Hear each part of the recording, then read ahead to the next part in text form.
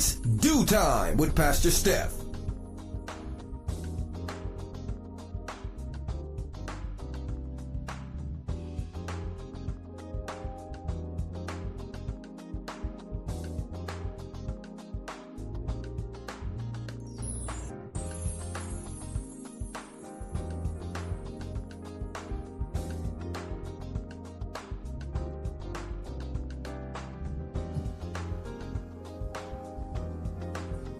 Good morning, good morning, good morning. Rise and shine. You're on with this Do Time with Pastor Steph with your girl Shontyce again this morning.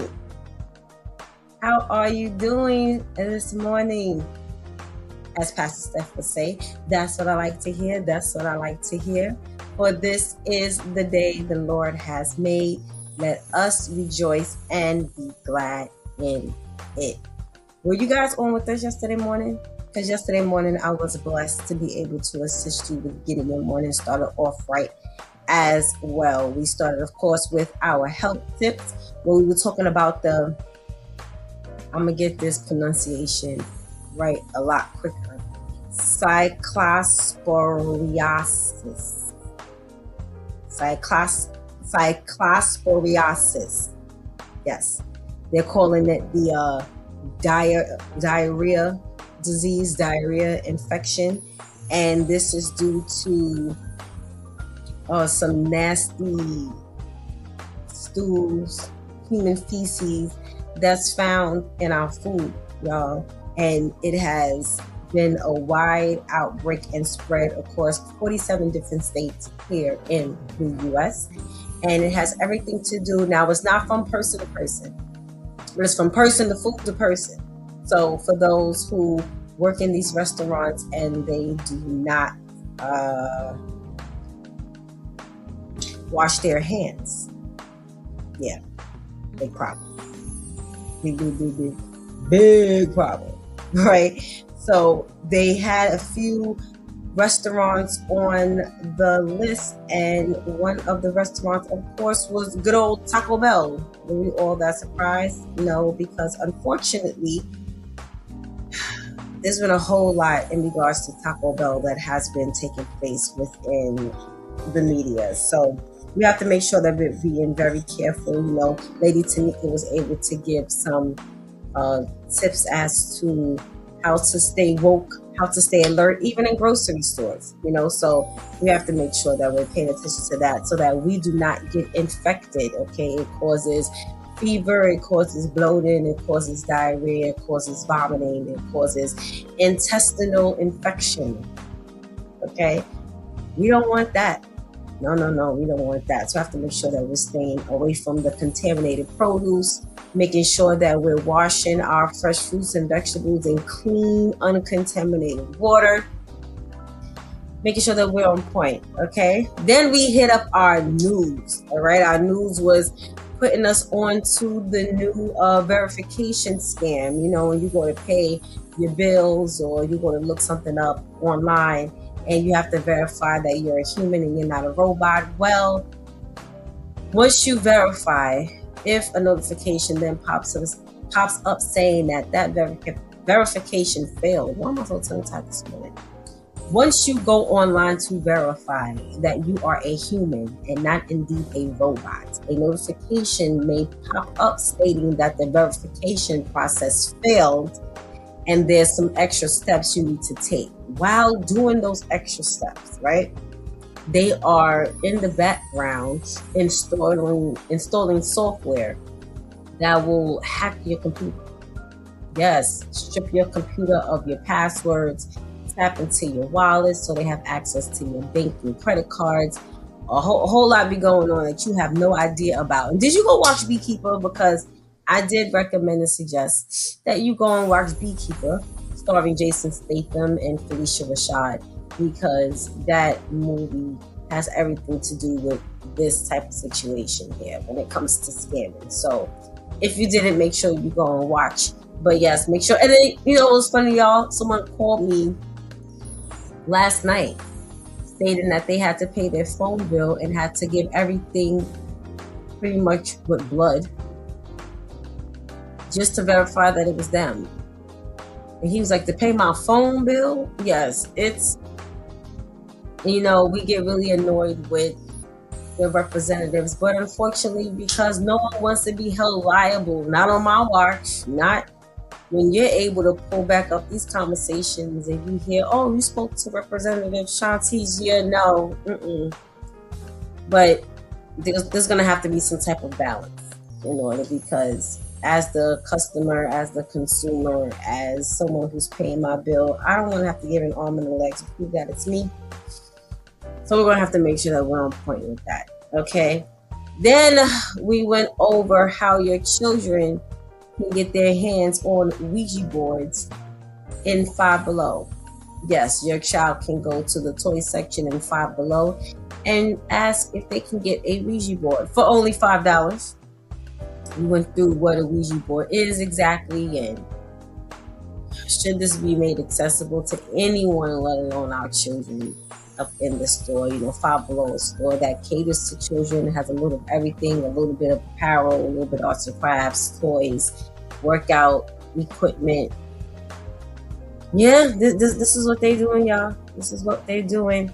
And then we went over the Nolan Wells update. Where are they in their investigation? Well, the closer they get into their investigation being closed, because they've been able to crack the case. They're getting close. They have to be getting close, because now the judge and a few witnesses are all of a sudden being threatened by people who supposedly have no connection to Nolan Wells, no connection to the suspects, no connection to the people he was with that day, no connection to the boat they were on, no connection to the island they were visiting, no connection to no connection to no connection. So why are these people threatening? Who knows? We have no idea.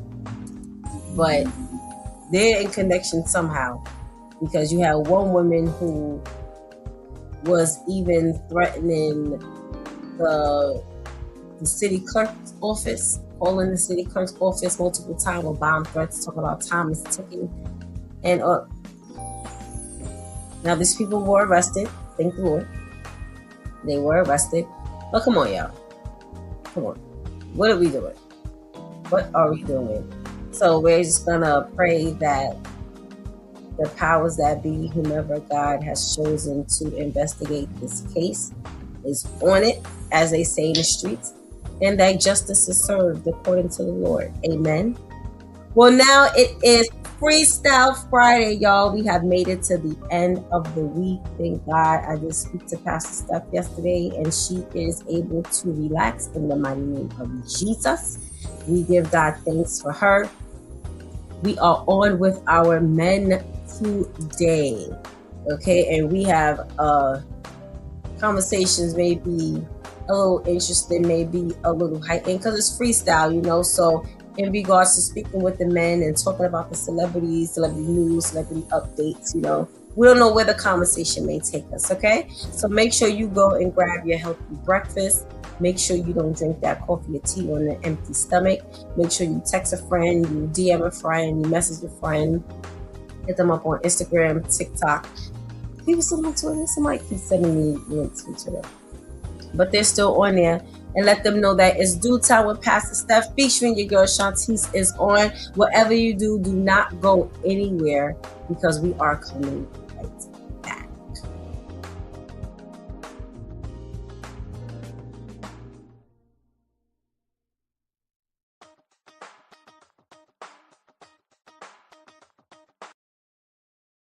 Who you put your head on her shoulder and she comforts you will be the one. And you know what sucks, Tim? I had her and I lost her. I had her in that season of me just going with the flow.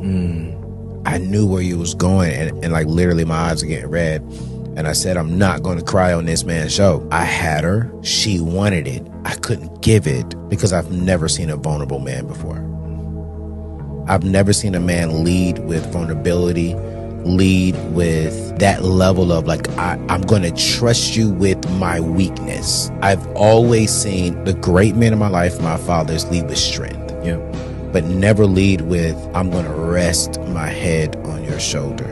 because I did that one day accidentally on her, and she lifted up her hand and rubbed my head. And when she rubbed my head, I immediately jumped up. Because my manhood was like, no, she's supposed to be on yours. And I was like, I've never done this. Let me get up. But then when I matured, when I evolved, I was like, I'm tired of always being strong. I'm tired of always having to act like I got it together and I have every single answer. And I broke down in therapy and realized I'm not that strong. I am strong, but I ain't that strong to where I could do it all by myself. The woman who you put your head on her shoulder and she comforts you will be the one.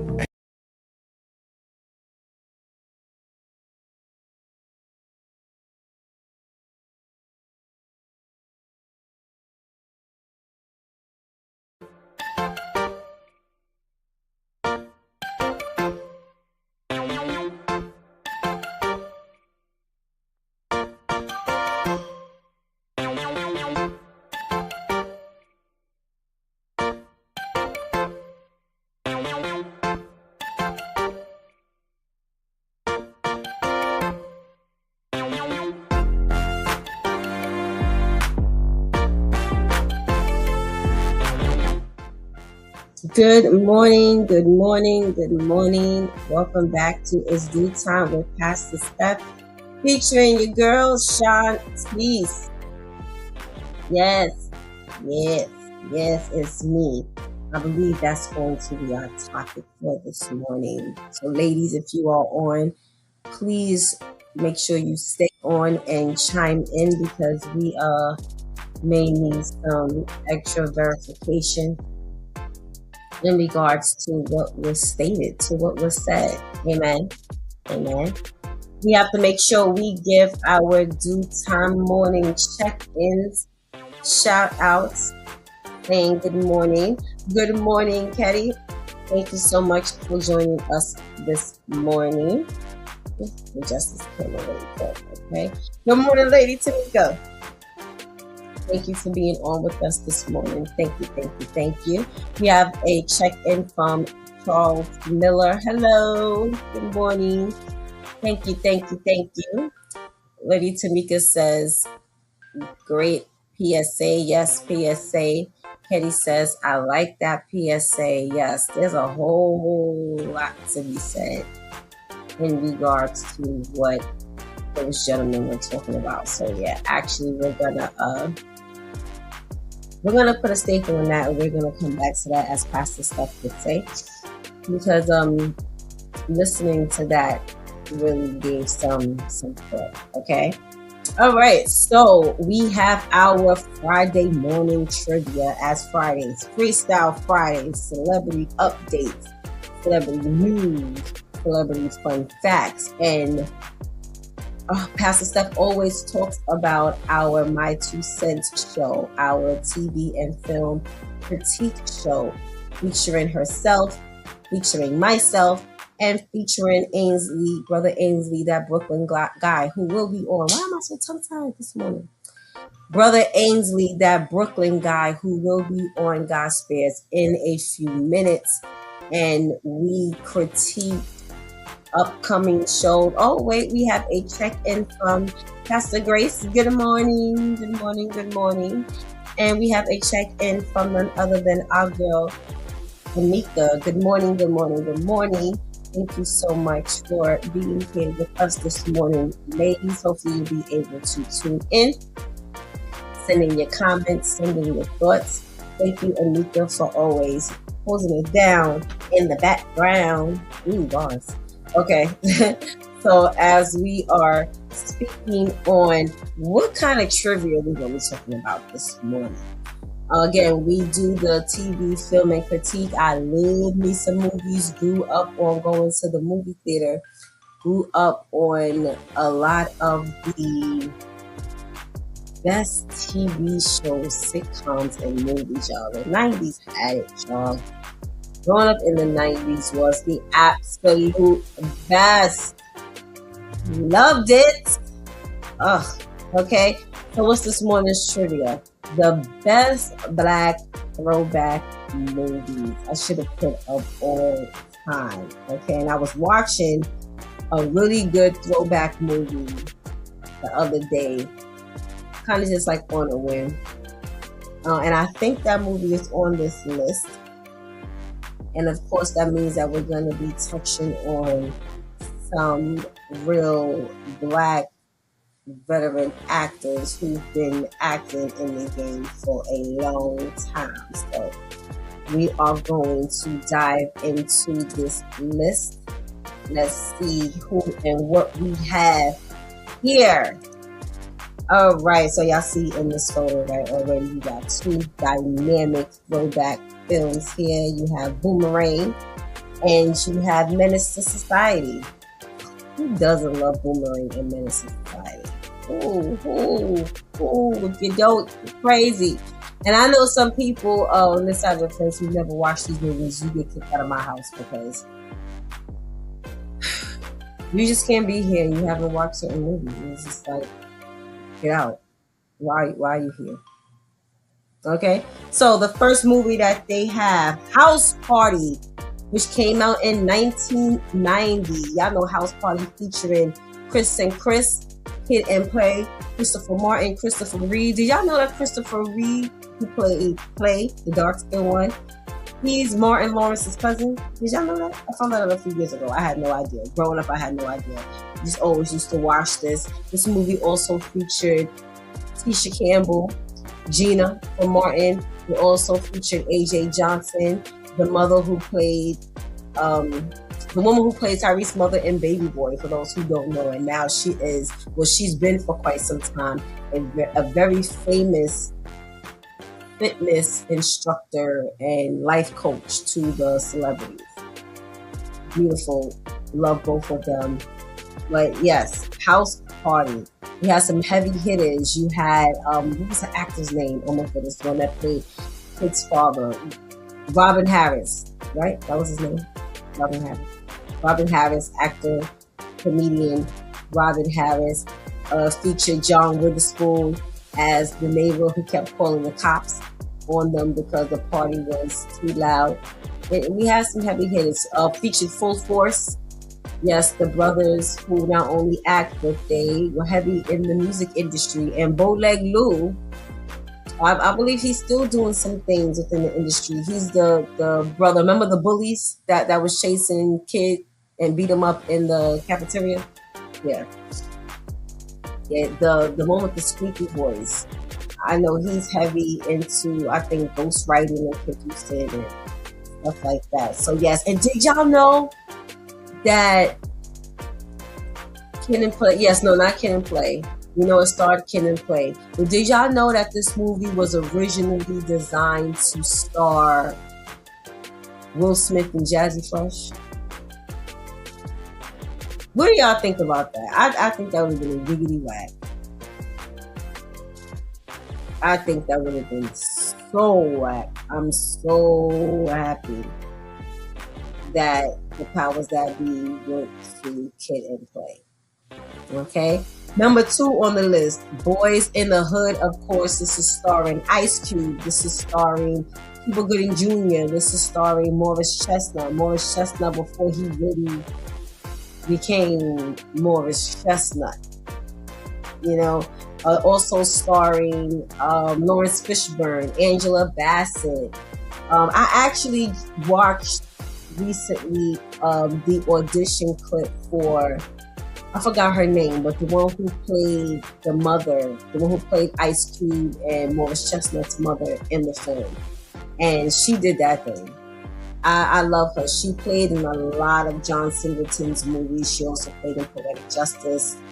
This is actually one of John Singleton's classics, and this came out back in 91. 91. Anika says, good choice not to use them. Kid and Play were perfect. They were absolutely amazing in this flawless in-house party. Okay, so yes, Boys in the Hood had some heavy hitters in it as well. The fight and the storyline for it, you know, was amazing. Of course, you had young Trey, who moved in with his father, Fucius, and grew up with his friends, his childhood lifelong friends. Doughboy, played by Ice Cube, and oh my gosh, Ricky, played by Marvin Shell. How could I forget Ricky? That's all I was young when he got shot. Ricky, and just a tumultuous neighborhood that they lived in, South Central LA.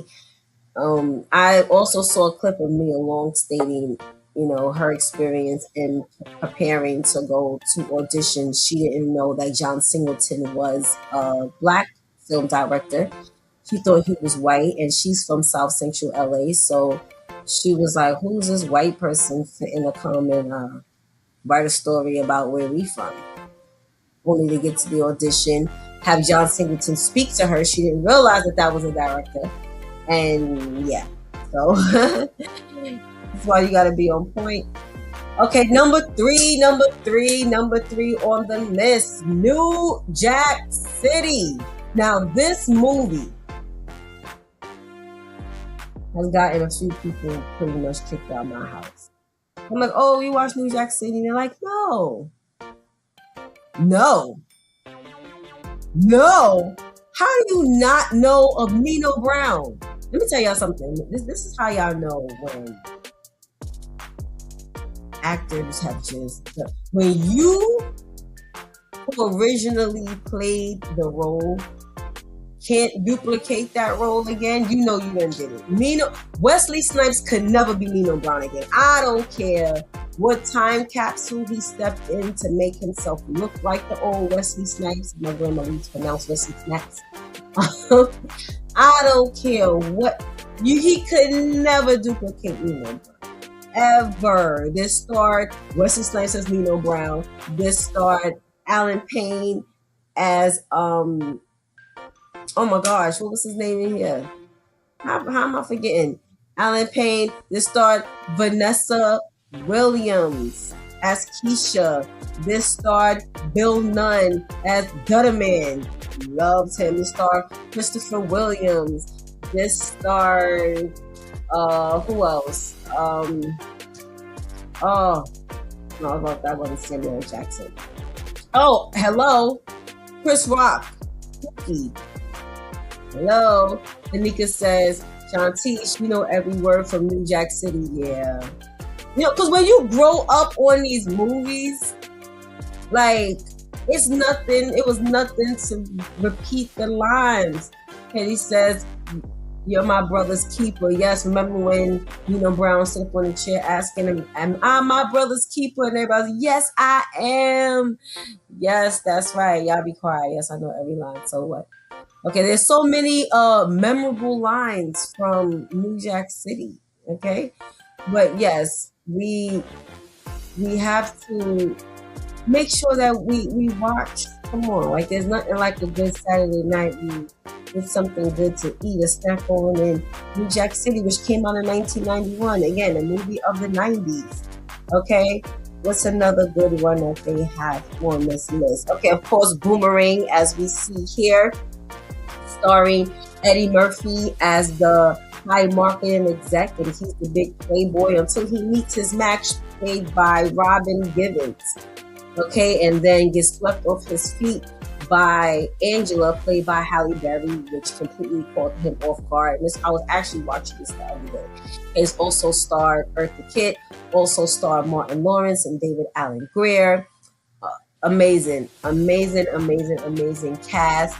Good morning, Pastor Steph. How are you? Listen, Pastor Steph and I are some serious movie buffs. We take movies serious, okay? Movies very serious. And did y'all know that because, well, first of all, this was one of the first all-black casted movies that grossed millions of dollars at the box office.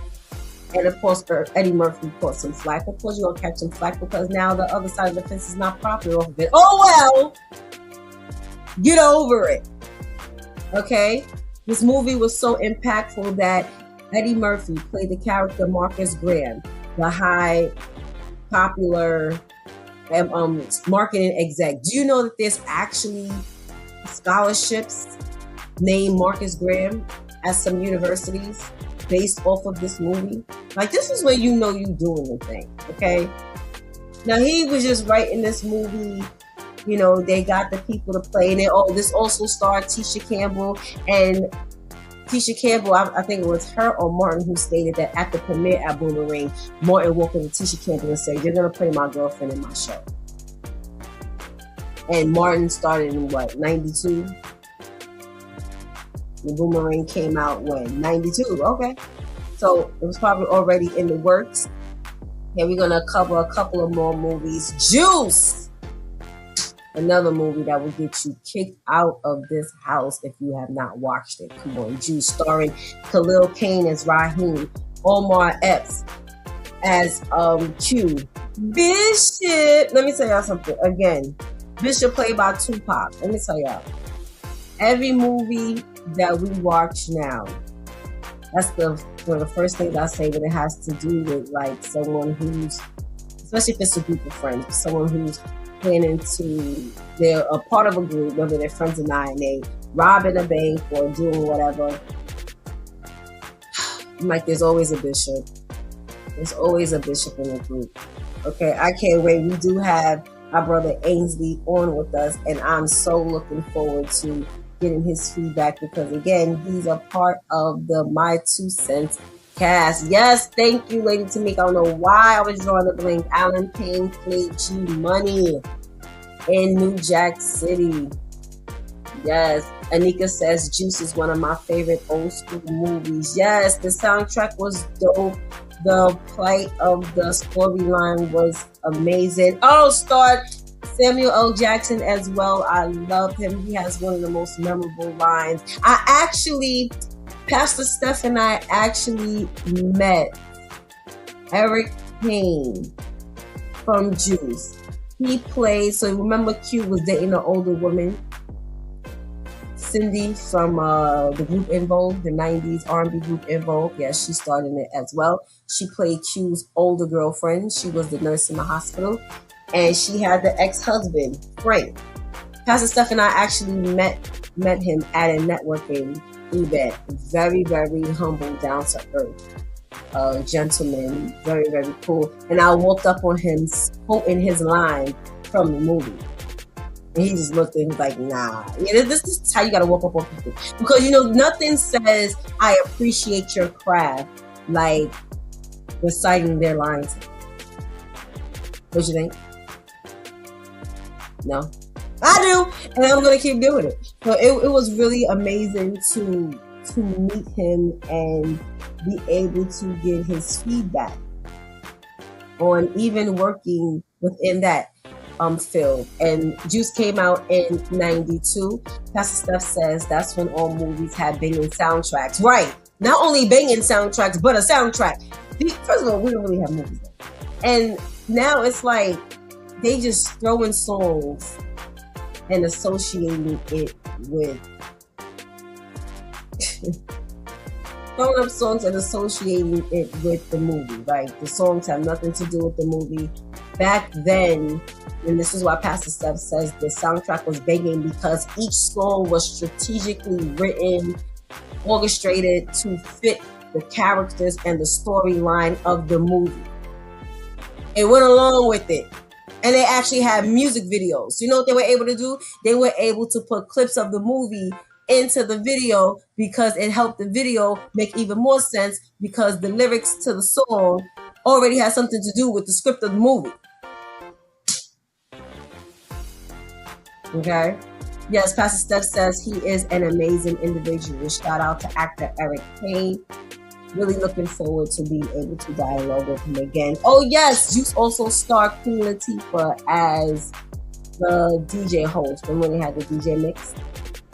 That served, you know, the DJ contest served as the alibi that the boys used for when they went to go rob old man Krillaz. Okay, Lady Tamika asked, what? No Harlem Nights, Coming to America, Life. What are we doing here? Well, we're going to hit up a few more. Let's see, Lady Tamika, if, you know, those movies are on here. Good morning, Teresa. How are you? All right, so let's go down. See that? That's a good throwback.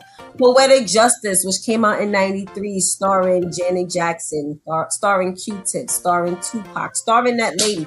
What is that lady's name from? Again, this is another John Singleton classic. The one who played Doughboy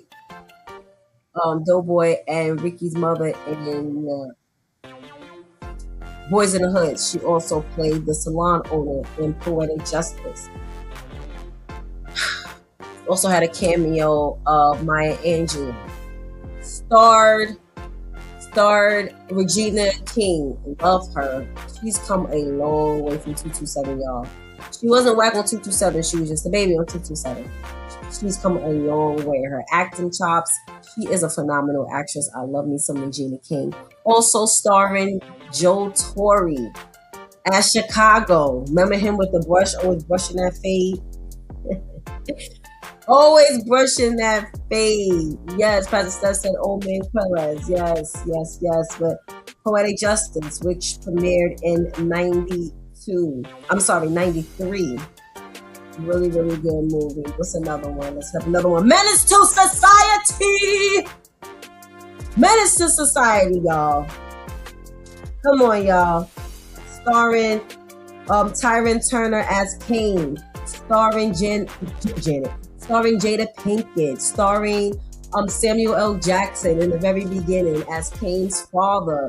Starring, yes, Pastor Steph said, Old Dog. Let me tell you something about Menace to Society. There would be no Menace to Society without Old Dog, played by none other than Lorenz Tate. And I think this was the movie where they actually, because he came in and auditioned, the way he auditioned, they created that role for him. Now, Menace to Society, Tupac wanted to play Old Dog. Tyra Farrell, thank you, Anika. Yes, Tyra Farrell played Old Dog. Okay, wait, listen to that. Doughboy and Ricky's mother in Boys in the Hood, and she also played the salon owner in Poetic Justice. Yes, thank you so much, Tyra Farrell. We're big on names, so this is why when I be drawing a blank, I get so annoyed. Yes, thank you. Yes, Bill Duke. Now, let me just tell you, you know you done messed up, right? You know you done messed up. The interrogation room scene in Menace to Society with Kane, again played by Tyron Turner. Now, again, real quick.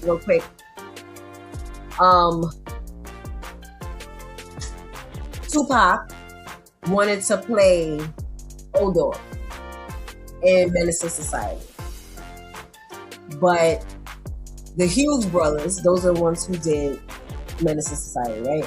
The Hughes brothers wanted him to play Sharif.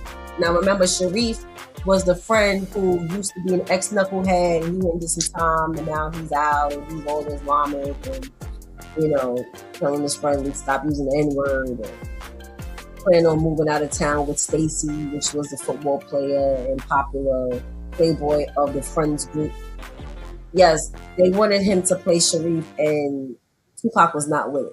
So he possibly could have been in the movie, very likely, very highly, but he turned that role down because he was not offered the role that he ultimately wanted. Now, we watched Tupac do his thing in Poetic Justice, gang-related, Juice. No one could have been Bishop like Tupac, but no one could have been Old Dog like Lorenz Tate. Stay in our lanes. Just because we killed the villain role in one movie does not mean that. Listen, Lorenz Tate wouldn't have been as dope as Bishop as he was as Old Dog. He was perfect as Old Dog. He was perfect for that role. That role was made for him. Menace to Society made its premiere in 1993. Again, y'all keep counting the years, the 90s. Pastor Steph says Tyra Farrell also played in Jungle Fever. Yes, a Spike Lee joint starring... Wait, she did? Hold up. What role did Tyra Farrell play in that? That starred Wesley Snipes. Wesley Snipes, and Spike Lee had a little role up in that as well. It played Lynette McKee I love her. She's the one who plays sister in the movie, the hit 70s movie Sparkle. Starring Samuel L. Jackson and Halle Berry. Halle Berry's first movie. Samuel L. Jackson. Come on, it starred them. It starred Ozzy and Ruby Dee. Yeah, right. Yes, Tyra Farrell played the girlfriend of the Italian boy. Yes, she was the crush. Yes, completely. See, we talk about movie buffs. Yes. She was the one that he was all googly-eyed over, which is a funny little sub-storyline because, again, remember, Jungle Fever was all about this career guy, very successful black career guy played by Wesley Snipes, who then has an affair with the young white, she wasn't an intern, but the new assistant. But now you have another sub-storyline where you have the white Italian guy who now has a crush on the pretty black lady in the neighborhood. I forgot she played that role. Yes. Okay, let's get a couple of more. For some reason, I'm like, oh, wait, here's another movie that Pastor Steph has to... Jason's Lyric, starring Alan Payne, starring Bokeem Woodbine, starring Jada Pinkett, starring Tretch from Naughty by Nature, starring... Oh my goodness, what's her name? She starred opposite Nia Long in one of my favorite movies, Love Jones. Oh, I forgot her name. But yes, this movie made its premiere in '94. Starred Forrest Whitaker. Starred Suzanne Douglas. Forrest Whitaker and Suzanne Douglas played Alan Payne and Bokeem Woodbine's parents. Yes. Really starring Eddie Griffin. Yes, this movie is good, but it's like an acquired taste. Like, you do have to kind of be in the mood to watch Jason Lyric. There's a whole lot to unpack with watching that movie. You have to. It's almost like you got to be kind of like mentally ready to watch that. And for some reason, I'm feeling like this trivia is kind of serving as a storyline. Okay, we have another one. Okay, so wait, Jason Lyric came out in '94. Another one, Crooklyn, '94. Starring, that's a Spike Lee, another Spike Lee joint. Starring Delroy Lindo, Alfre Woodard as the parent, starring Isaiah Washington. Spike Lee had a little cameo in this as well. Remember, he was sniffing the glue, and the daughter went to go beat him up and address him because he was making fun of the fact that the mother passed. Yes. So we are going to pull up, before we hit a couple of more of these movies really quick, we are going to pull up our brother Ainsley, because again, he sits in with us for my 2 cents. Good morning, Ainsley. Hey, good morning. Wagwan this morning, eh? Everything Irie? How you doing this Friday morning? Friday morning, everything Irie, you know. Everything good, no? I cannot. Okay, so this is actually serving as one of our main stories, because one of the reasons I couldn't really come across any good celebrity news. I do have one hit story that I've been wanting to talk about for a while, but with you sitting on with us with my 2 cents, really quick, let us know, God has chosen us, and as Christians, to understand how to appreciate the art behind Black Hollywood. Not to say that the other side of the fence don't serve up some real talent. At the same time, we know what this side of the fence has to offer, especially back in the 90s. Now, you can go a little further back than me, Brother Ainsley. Oh boy, here you go. I'm just saying, because see, I was born in the 80s. So, like now, not for way nothing. Back in the 80s, right? Okay. Yes, but not for now. There are those times, and a lot of times, and because I grew up I was raised by movie buffs. I love watching black exploitation movies. I love the 70s movies. I love some 80s movies. But Yeah. of course, being raised in the 90s, it's just nothing like them 90s movies and sitcoms. So which I gotta decade say would that. You you know what? say? Not that's like the movies, but to me, that's like one of the best eras of music, really. Also, too. Oh, I absolutely. mean, like in It goes gospel back. and really like in R&B. To me, like the '90s. That's like to me, the '90s was it, man. And that goes back to what Pastor Steph was saying about even how the soundtracks were hitting back in the 90s. And of course, because like you said, everything made a lot more sense back in the 90s. Yeah, of course, man. Yeah. It was A whole lot more sense back in the 90s. So before we hit a couple of new movies that's on this list, based on what has been mentioned already, the movies that's been mentioned already, which movies really stand out to you that you would really deem your favorite or amongst your favorites? Yeah, I can't say one favorite because there's Of so much. course. There's so much to it. There's actually some movies I actually want to go back and look at because now I can appreciate a little bit more. Like I came across, for example, the movie Car Wash. That's a '70s movie, right? Yes. You know, I mean, I was a little kid then too, so I really can appreciate it that much then. But you know, I come to find out, you know how people post things, what they had to go through to make it happen. Yes. So my understanding, it was actually filmed in a car wash, but because it was so noisy from the car wash machine, all of the lines had to be overdubbed later on. Oh wow. So therefore, that's what when they overdubbed it, they had the, you know, the version with all the foul language in it. Then they had the clean version. But all of that audio, all of the audio and stuff you hear, all that was not actually shot at the time because it was so noisy with the car wash scenes going on. That's how they do it, man. So I would want to go back and just listen to it. Yeah, stuff like that. You like to, you know, when you hear about it, you're like, wow, that's what they was going through, or that's how they did it and stuff. Yeah.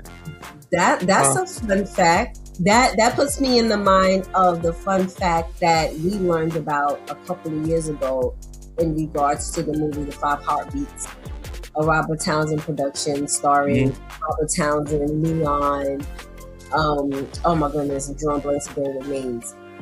And John Witherspoon starred in that as well.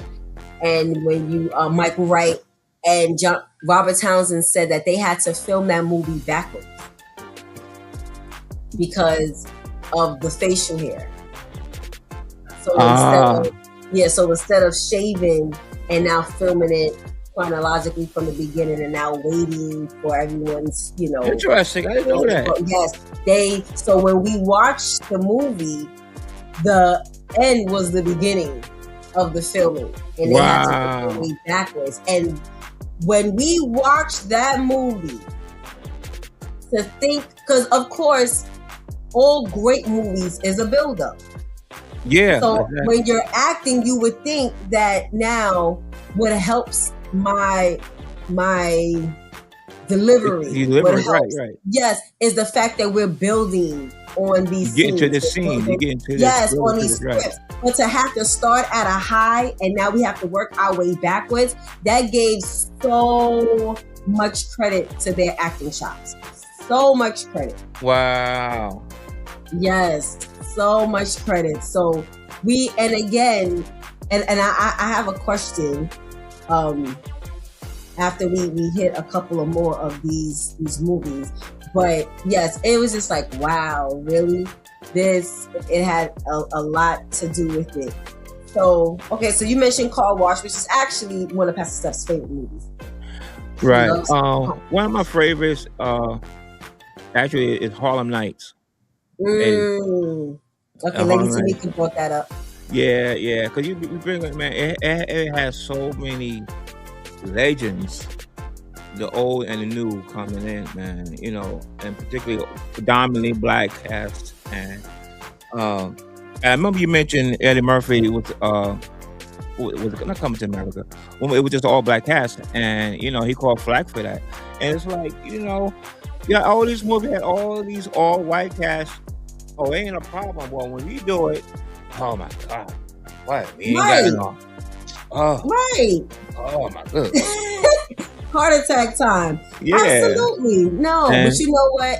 I think it has everything to do with the fact that you guys cannot profit from this, whether it's financially, whether it's verbally. There's no bragging rights you can get because you guys have absolutely nothing to do with it. They always got one to have their hands in it, and manipulate the story this way or that way. No, it's just this was actually by us and for us, for everybody, but it's by us totally. Exactly. So. Yes. Okay. Oh wait. Thank you, Pastor Steph. Harry Lennox played Dresser. Show him Dresser. Yes, Harry. I love that. Anika says Alfie Woodard is her favorite actress. Again, she's the one who played the mother in the Spike Lee movie Crooklyn. Yes, Alfie Woodard is a phenomenal actress. She really got me. Oh yeah, she gets down. Heart. Yes, Holiday Heart opposite Big Ring. She really got me then. Pastor Steph says Condor Curtis Hall. I'm not sure who that is. Or maybe it'll come to me. So really quick, Brother Ainsley, before we hit the story, the main story that I had, the only story I felt was actually worthy of this morning. Only one. Oh my goodness. Bad Boys. Bad Boys, starring Will Smith, Martin Lawrence, Teresa Randall. Oh my goodness, what's his name that played Captain? I love him. This premiered in 1995, and again, such an amazing hit. They then went on to, of course, come out with 2, 3, and 4. Now, Bad Boys 2, there's been some discrepancy because I've had some intense back and forth with which Bad Boy was better, 1 or 2. Which one would you say, brother? Interesting. Mm-hmm. Interesting. I think the best ones are 1 and 2. Obviously, to me, 1 and 2. The others out of 1 and 2, which one do you think? Because there's 4. Out of 1 and 2, which one would you say is the best?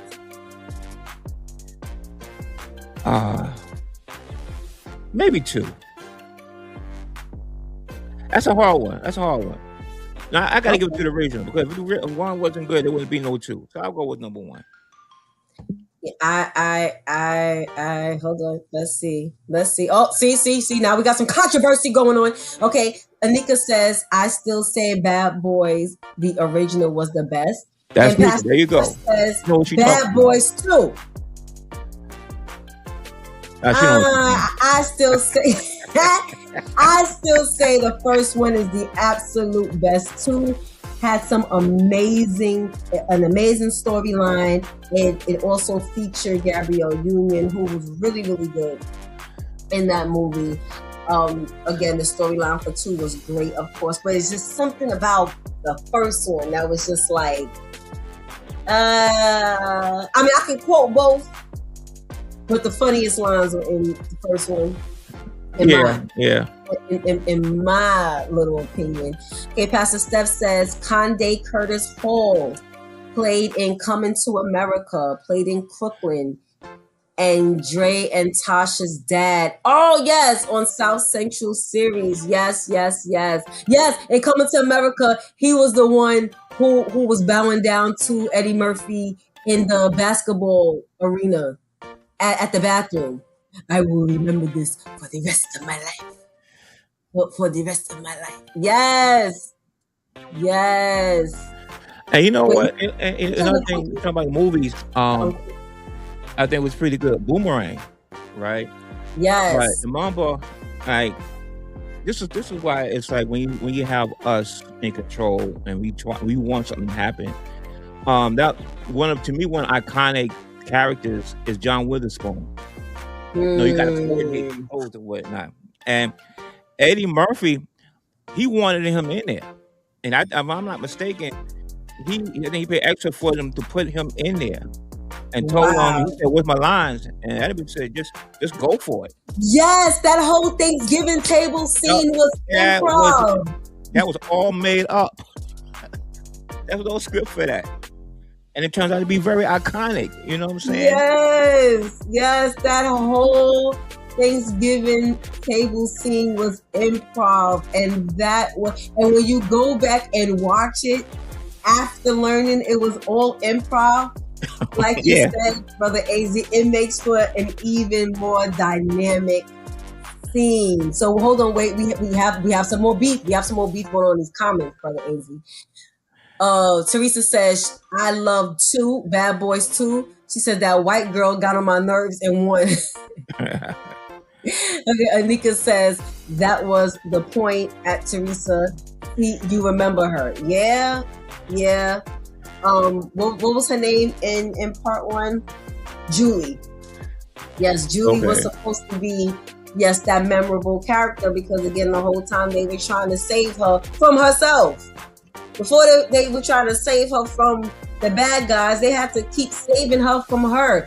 He had to lie and say that he was Mike in order for her to even go with him to protective custody.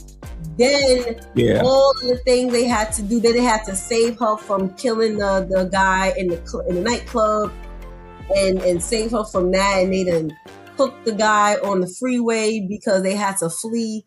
She was a headache, but it still ain't nothing like one. Still ain't nothing like part 1. Pastor Steph says, Julie got on my nerves too, Teresa. You know what? Y'all gonna stop hating on Julie. Julie made it up out of that hotel suite to tell the story so that they can apprehend the men who killed. What was the best friend's name? Max. Oh, okay. Yes. The one that Mike asked for her to look into whoever was spending money and all of that, because that most likely would have led them to the ones who stole the drugs from the precinct. So yes, y'all gonna stop hating on Julie. She's part of the reason why I love 1, because her annoying habits wouldn't have made Martin and Will Smith so funny. Their character is so funny. If it wasn't for all that chaos, okay? Yes, but we thank y'all for going back to memory lane. Hold on, Brother Aizen, I thought I saw one more here. So Bad Boys came out in 95. Of course, they have Friday on the list. They have Dead Presidents on the list, also starring Lorenz Tate, Chris Tucker. Oh my There's goodness, probably some more that I can't think of right now. There are tons of them. They have Vampire in Brooklyn, which used to be one of my favorites of crazy comedy movie. Of course, they have Set It Off, Thin Line Between Love and Hate, which is a Martin Lawrence production, which is actually like his version to a Boomerang. Another Playboy type movie, and then the tables end up getting flipped. Yes. Did you make him do the right thing? No, actually, because they're going in order of like the years they came out. Do the Right Thing was what, 80s? They're showing movies that now came out in like late 90s, like the Nutty Professor. I think they're doing the anniversary of Do the Right Thing. Really? In Bed-Stuy, yeah. Really? Oh wait, they have Baps on here. And I remember Pastor Steph just saying earlier this week she wasn't interested in seeing Halle Berry with gold teeth. That had me dying, because the whole movie she had these gold teeth. Wait, Lady Tamika says, I would have killed her myself for letting her dog pee on the couch. End of series. Bad Boys. Yes, remember Will Smith got mad because the dog was all over. Yes. So thank you, Pastor Steph. Keith David, he's the one that starred in Dead Presidents. He also played the father in Greenleaf. He's an actor who's been acting for years. Keith David, for years. Black Panther didn't make the list. Lady Tamika's asking, probably did, but again, of course, this list is long. Because we're just that dope. But we're gonna have to actually revisit this list because this gives a good reminder, like you said, brother Ainsley, even like, oh wait, I want to go back and watch that. Like I said the other day, I was watching Boomerang, and that's a movie that I grew up watching from when I was little, way too young to even understand what they was talking about. So when I watched it, when I got older and understood what was taking place within the storyline, I was like, wait, they are dumb. They are. It's just amazing to see all of that coming to fruition, and really has something for these Black filmmakers, actors, and actresses to really go back to, because I don't know what's going on the big screen now. It's like now it just needs to be lit on fire, in my opinion. Nothing is really being produced of any type of really good quality, especially on a consistent basis. Okay, one last one. Yes. I just wanted to mention it. Mention Halle Berry. What was the movie? It was a Spike Lee movie. I think her and Sam Jackson. I think they played Jungle crack. Fever. Jungle Fever. All right. Yes, Yeah, but yes, they did have that on the list. But I remember Yes. that I remember say for the prep for that, they went and hung out with the crackheads Yes. like for a week. Seriously, And that was wasn't it? Halle Berry's first role. Yes. Yes. Like you said, they did report that, that's how they did their character study. And I know about wanting to be amazing at my craft, but I don't know about hanging out at the crack house. That's the dedication. That's it. Yeah. That's their lane. This Right. is your lane. Right. I always just had to watch some VHS tapes or something. I don't know, or go to the rehab meetings or something. I don't know about chilling at the crack house. I don't know. Oh wait, hold on. We have our brother Al really quick before we go on to our story. Is he able to come on and give his favorite Black throwback movie? Let's see. I know he got something. Yes. Good morning, brother Al. Top of the morning. Excuse the echo. I'm at the school. I had to come in and exit here. It's quiet. You know what? No Hey. problem. So with you being an actor, and we're talking about the best Black throwback movies, give us your favorite. Oh One man, that's not your favorite. I would say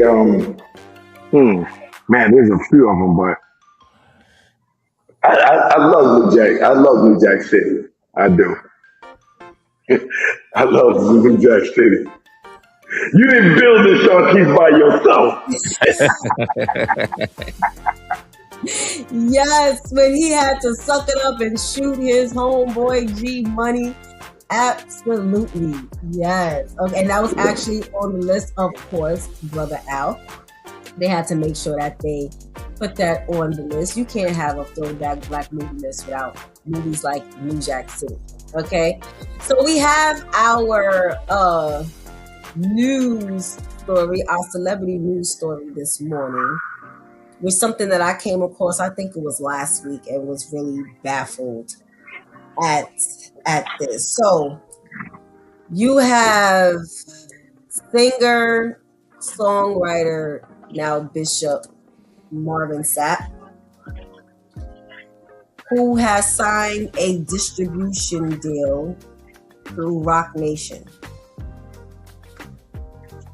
Now, there was even some controversy during his installation service, but we're going to come back to that, right? So he has signed a major distribution partnership with Rock Nation for his 17th studio album and his 9th live recording album, which is entitled Restoration, and is actually scheduled to be released this fall of 2026. I believe this September of 2026. Right? So y'all know Marvin Sapp. Never would have made it. Yeah, that Marvin Sapp, right? Mm-hmm. So he's signed with Rock Nation in order to distribute this 17th studio and 9th live recording album.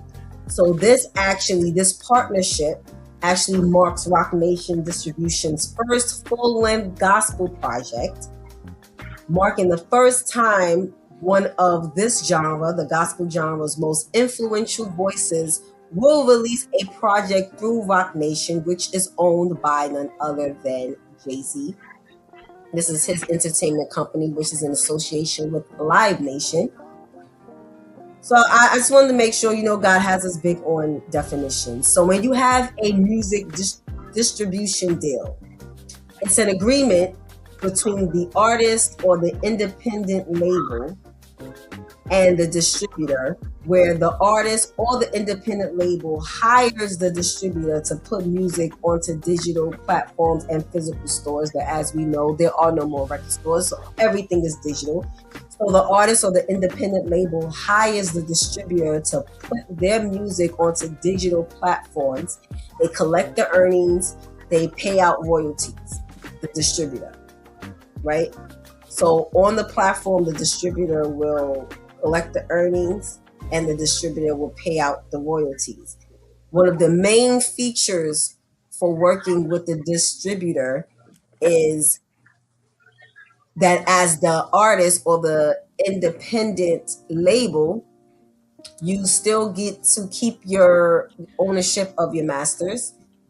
You earn higher royalty splits, and you still retain full creative control according to what they say, right? So your platform delivery, as the distributor, you send the audio and the artwork out to, the digital services like Spotify, Apple Music, and of course they're saying physical retailers. But again, don't go the days of physical music stores, record stores, right?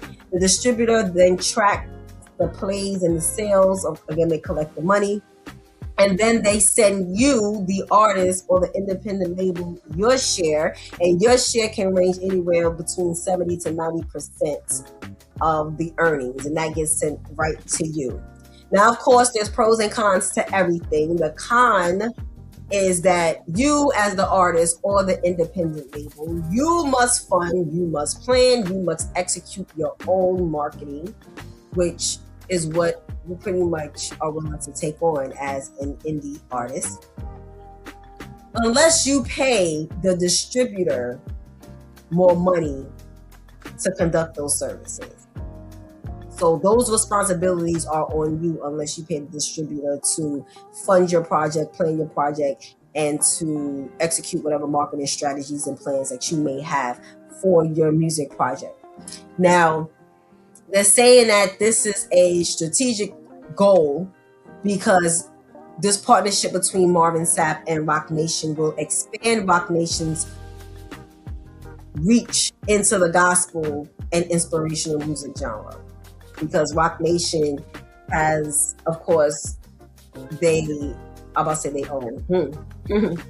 They manage artists. They distribute artist music. They also have a sports entity to the company. They have, there's so many different legs. They have scholarships that they offer for schooling. There's a whole lot that Roc Nation has under its belt. They're saying the partnership represents a larger effort to expand the gospel artists who have helped shape the genre. So of course they're aiming for someone like Marvin Sapp because he's been in the game for quite some time and is deemed successful.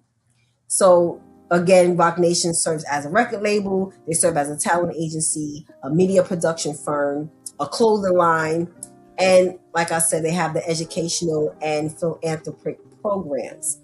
So I was able to actually come across a quote from Marvin Sapp. He says, quote, "God has blown my mind during every step of my career. Partnering with Roc Nation to distribute my music is something that I would have never thought possible. Yet it is another reminder that, as the scripture says, with God, all things are possible," end quote. So before I go any further, I would love to get your thoughts, gentlemen, and your thoughts in the chat community. Let me know what you think. Brother Ainsley, what are your thoughts on Marvin Sapp partnering up with Roc Nation to distribute his next album? Well, first of all, I think the first thing that may come to mind is you think, okay, how is a gospel artist is now linking up with Jay-Z with the Jay-Z operation. But it's more to it. But it's more to it than that, because even back in the day, previous artists in the past, they get their music out before the digital realm. We actually had singles and albums. The process is recording, but now you gotta get those albums out. And how you get this out is distribution. Your label try to get that physical item out, available to the public. And so, of course, that wasn't necessarily Christian owned. It was just regular, the same record companies that was producing R&B, rock, and everything else. They were just doing the gospel as well. If they can make money off of it, so be it. You know what I'm saying? So to me, this is a little bit more so than is the whole, from creativity to the listener's ears, is coming via from outside of the fence, if you will. So, but the details, and as you mentioned, we think of distribution. Now it's to me there's less of a need for the distribution as we know it, because now everything is digital. For people coming up now, you don't have to have a major label. You can do this stuff on your own, and there are services that will distribute to your material to the various platforms. Like you say, Spotify, Apple Music, Google, Amazon. They do all that, and even overseas, and of course, for a cut and stuff like that, and you retain creative control. The thing is, though, after going with a major, it takes a lot of effort to really promote, to get your stuff known. It's not enough to have the recording. It's not enough just to have the distribution, but people got to know about it to want it, and stuff like that. So I think having the name of a Rock Nation, that have the template, they already have the infrastructure to put stuff out already, gives them an upper hand than somebody who just trying to do it on their own and go into a service. And I think this is what Marvin Sapp is taking advantage of. There's the infrastructure already there, and you gain more creative control. So it's interesting, but it's really the devil's in the details on how it goes, and how really my main concern would be then is, does the distribution really affect the creativity? Is the message going to change because it's going through Rock Nation? Does he really have full creative control? You know what I'm saying? That's my real question. Well, those are some good questions, and there are actually different forms of distribution deals. One where you keep creative control, one where you turn over your creative control, and the distributor has more access to your funds, your earnings. Brother Al, and we're gonna come back to your questions, Brother Ainsley, because your questions actually had the wheels in my head turning last night as I was reading more into this. But Brother Al, what are your thoughts in regards to this bishop, this who originally started out as a musician in the gospel genre, and now he has partnered up with Rock Nation? Yeah, what say you, bro? What say you? Owned by Jay-Z to distribute his album. If you notice the echo is going, I'm in my supply room because there was a lot of noise out there with the kids. But I think it's I do have like some of the questions like what Ainsley had, but I think it's okay, because again, when you look at any record label or things like that, they have different divisions. You got a rap division, you got an R&B division. So what's wrong with having a gospel division? He's well known as well as Jay-Z. So it ain't like they got to do. It's not like they have to do a big pushing. Like he's a new artist. Everybody know Marvin Sapp, so his name itself sells his work. I do like that he gets to have control over his masters. That's one thing that a lot of artists had problems with. They didn't have their masters. The person who or company or whatever owned their masters, so he do get to own his masters. But like I said, I would like to know more details on the contract as well. Am I'm still gonna have my creative control? Do I still got to say so on what's going on? I guess some people look at it, oh, it's Jay-Z, it's about rap, this and that. But like you say, he's stepping his foot in a little bit of everything, the sports, so why not have a gospel division? That's just like you got any other company and they say, you know what, we're going to start a gospel division, So again, those questions that Ainsley asked, I would like to know too, but I think it's a good step overall though. I think it's a good move. Okay.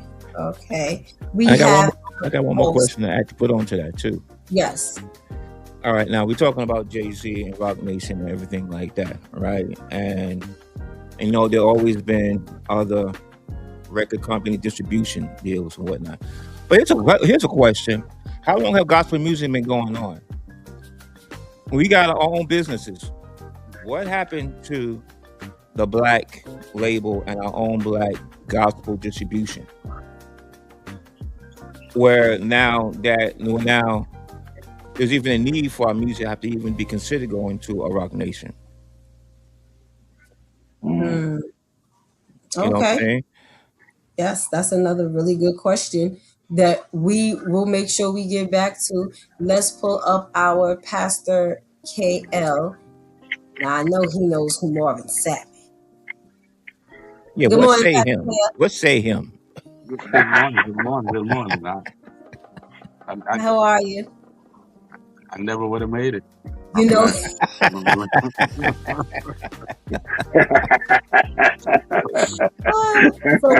are your thoughts? I'm not sure. Maybe this is your first time hearing, or maybe you've come across this. Like I said, I came across this last week in regards to Marvin Sapp partnering up with Jay-Z's Rock Nation Entertainment agency, company, label to distribute his 17th studio and 9th live recording album that is set to release this September, God spares. What are your thoughts in Marvin Sapp partnering up with Jay-Z's Rock Nation? I think it's definitely a business strategy. The one who really wins is Jay-Z. He can't lose. Now you just added something else to his platform. Mm-hmm. See, my question would be for Marvin was, what's the sacrifice that he had to do to get here? For the love of money, the root of all evil. So, Jay-Z's already established in the things that he does. Everything might not be on the up and up, but now you're going into this other world to promote your stuff. The word says, don't let your good be evil spoken of. So because you're trying to have a come up or you're trying to cross over, to get another type of audience, it's just a lot of questions I would have for Marvin. Jay-Z can't lose. It's just money stacking on money. Even if he makes $5 from Marvin, that's $5 more than what he had. And he's already who he is. Good, bad, or indifferent. But Marvin, you're supposed to be representing a certain style. Saying, what are you sacrificing to come across this way? More questions that we're going to have to make sure we address. Really quick, we have a check-in from Sheldon. Good morning. He's going back to our black throwback movies. He says Paid in Full is number 1 on the East and Straight Outta Compton is number 1 on the West Coast. Okay. Both gangster movies, both with heavy hitters starring in them. And Straight Outta Compton actually starred Ice Cube's son, and he did a phenomenal job for those who watch it. If you haven't watched it, go make sure you watch Straight Outta Compton. Okay.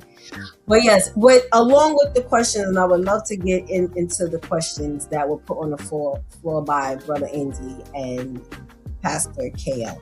One of the things that really caught my attention was when I was reading up on exactly what a distribution deal is. And the first set of words was a music distribution deal is an agreement.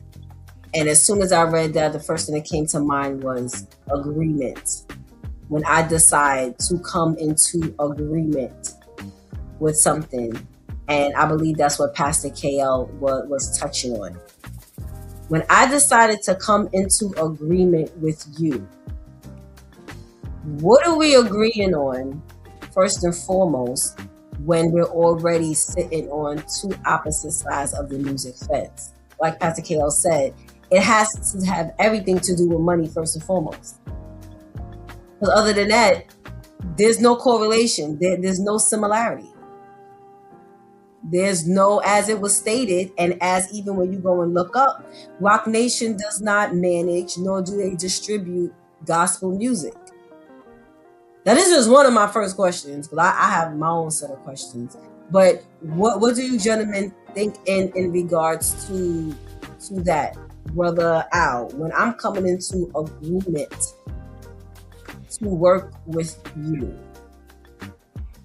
what does that mean for me as someone? Because it could be in agreement with anything. I, as a Christian man, could be coming into agreement to work with another Christian person. But what does that mean in regards for me coming into agreement with whatever we're supposed to be agreeing on? I'm about to pull the definition of agree as you give your thing. Yeah, like I said, yeah, what are we agreeing on? And that's one of the biggest things. Okay, this thing is an agreement. What are we agreeing on? I would presume that we're agreeing on, okay, you're putting this out there, how much you're going to get per unit, as well as how much I'm going to get. Are you, as you putting it out there, is it 50-50? How many albums I sell, you get half of that, and I get the other half. So, yeah, those are correct. What are we agreeing on? What are we agreeing on? And I'm quite sure it's, again, money. How much I'm going to get and how much you're going to get for putting this out for me. Yes. Doing all the work. Yes. So when we look up the word agreement, it's a shared understanding, a matching opinion, or a mutual arrangement between two or more people or groups. When people agree on something, or when they write down a plan or promise that they will share. Brother Ainsley.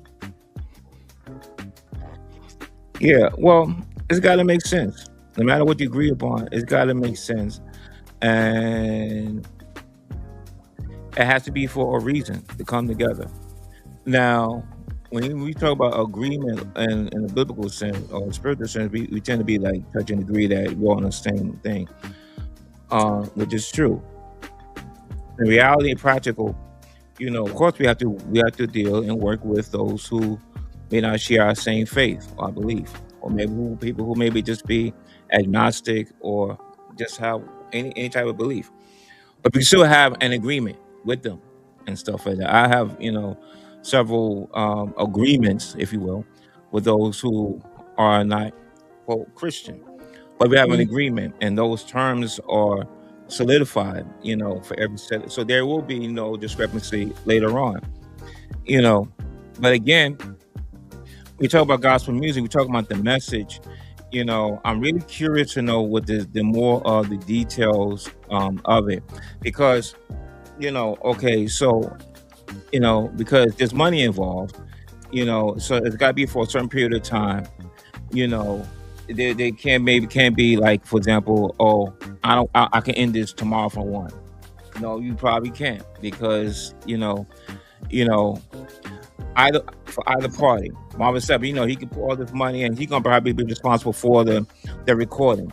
It's gonna be hundreds of thousands of dollars, and for the marketing, advertisement that he probably gonna be responsible for. And he don't want to hear Rock Nation decide the last minute, no, we're not going to distribute that. You know what I'm saying? So it's got to be a period of time. Then again, is Rock Nation going to stand behind him?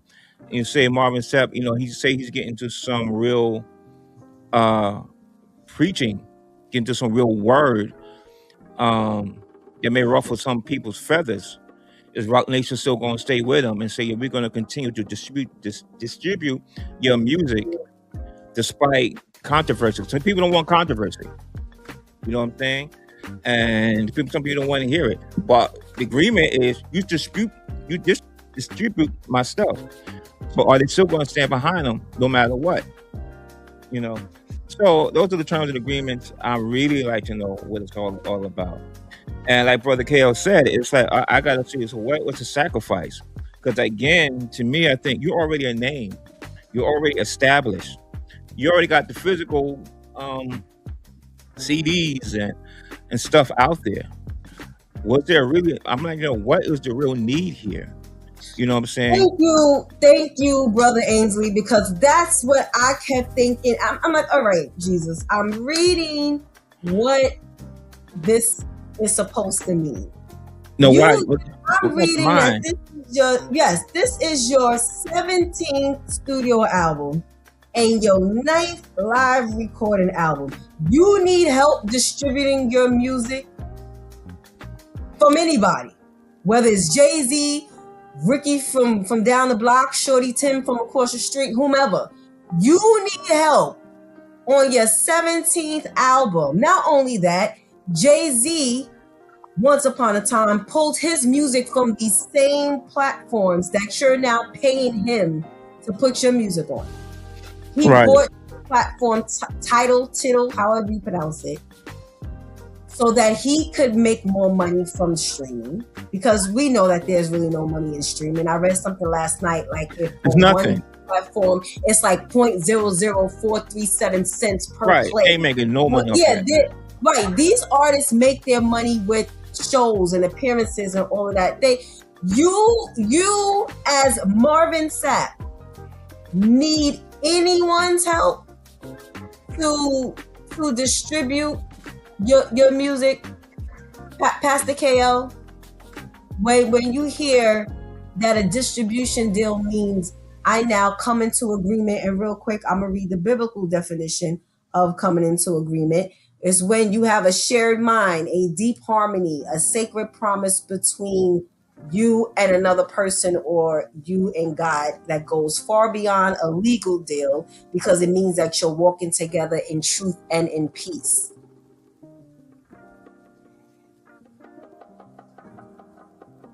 Is Pastor KL frozen? I think he's frozen. And I think that goes back to one of the questions you just asked. Oh, wait. Pastor KL? Hear me? Oh, wait. Hold on. Okay. Can you hear me? Yes, we can hear you now. Yeah. So this is what I would say. So let me give you this example. A lot of you guys know that I work at a store.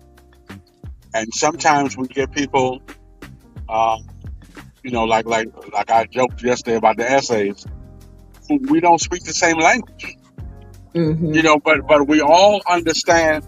Listen, they don't know what I'm saying. I don't know what they're saying. But when they ask you how much and you say $5, they know $5. They know the dollar amount. So seemingly, Jay-Z and Marvin Sapp, they don't speak the same language. There must be a translator, but the common denominator is money. And to me, being in the gospel world, that's a problem. When you're stepping over just for the money, then you are sacrificing something. You are leaving stuff on the table. You are making people guess who you are and who you really serve. It's again, Jay-Z is in a no-lose situation. No lose. But Marvin Sapp is putting himself in a position where they will now second guess who he is or whose he is. Well, this is the same now bishop who at his installation service, he allowed, what's his name? The controversial pastor who wanted to put weed in the churches, the weed business in the church. And then we did the story, Vivian and I did the story of his wife, him and his wife showing up at the gala, and she had like Jamal Bryant. Yes, thank you, Jamal Bryant.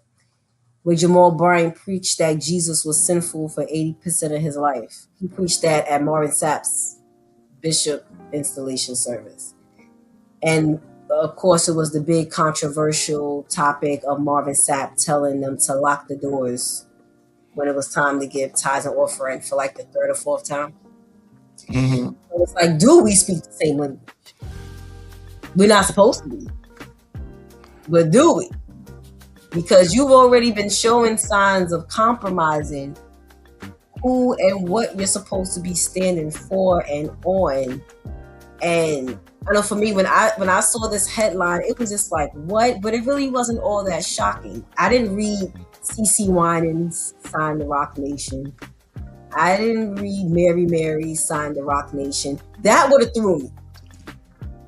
That would have thrown me. But when I read this, it was just like more of a, here we go again, than a what? It unfortunately, because you've already been showing signs that you speak the same language. Now, with all of the things that Jay-Z has been associated with, his name coming up in the Epstein files and all of this, and now you're agreeing to be in a promise with this person to where now, and Pastor Steph and I was just speaking about this on Monday, to where regardless of what happens, God may very well keep it to where you're going to have to keep your word. So something could jump off, and now it look like Jay-Z could be representing something that may tarnish your Christian brand, but because you willingly made this commitment, God may very well keep your feet still and keep you there, and that'll be a huge part of your consequence. Just like we spoke about with King Herod, when he promised the stepdaughter, I'll give you whatever you want, not knowing she was going to want John the Baptist's head on a platter. Well, she didn't want it, the mother wanted it, but he didn't know that was going to be the request. So now you're walking into this, and like I think it was Brother Ainsley who was saying it. What are the terms? So now when I want to step out on something that's supposed to be enforcing my Christian brand, is that now are you going to look at it tarnishing your worldly brand? Because now I'm not supposed to be with people smoking weed and drinking and all of that. That's what you stand for. You stand for all of this. Part of this, Rock Nation has a cannabis entity. And I would say, don't you have vodka too? So we're playing gospel music at the vodka event? They have a cannabis entity. You as a Christian are supposed to be against cannabis. They have a whole cannabis business within the same company. But yet you done signed your name on the dotted line verbally and literally to now work with this person. So again, my question was the same exact, one of my main questions, the same thing as Brother Ainsley. What is the real benefit here? Because you're not going to tell me that with you being all this successful, you now need help distributing music on platforms that, as Brother Ainsley so well put it, I could get on today and put something on iTunes. I've done it. No, who was his distribution beforehand? Say it again. I'm sorry. So who was his distribution before? Exactly. So and this is your 17th album. You are already an established person. There's so many different things, even in the godly, the spiritual realm, that has to do with this person, with Jay-Z, that is very questionable. Things that make you go, We have a comment by Pastor Grace, she said, how can two walk together except they agree? Jay-Z and Marvin Sapp, I don't get it. So Pastor Grace is asking the same thing we asking.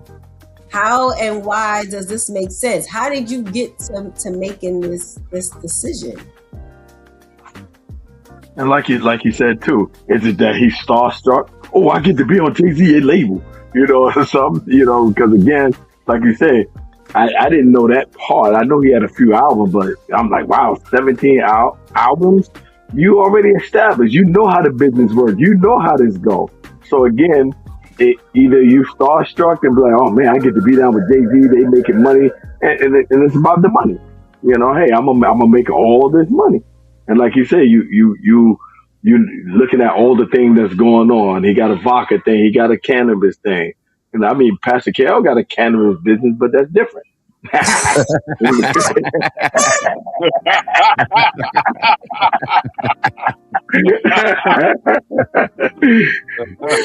Oh, not only that, something else that that has been irritating me for a while now, and Brother Ainsley's questions have solidified this feeling. Pastor Kale's points have solidified this feeling. Why is it that we as the godly people are going to the world for help?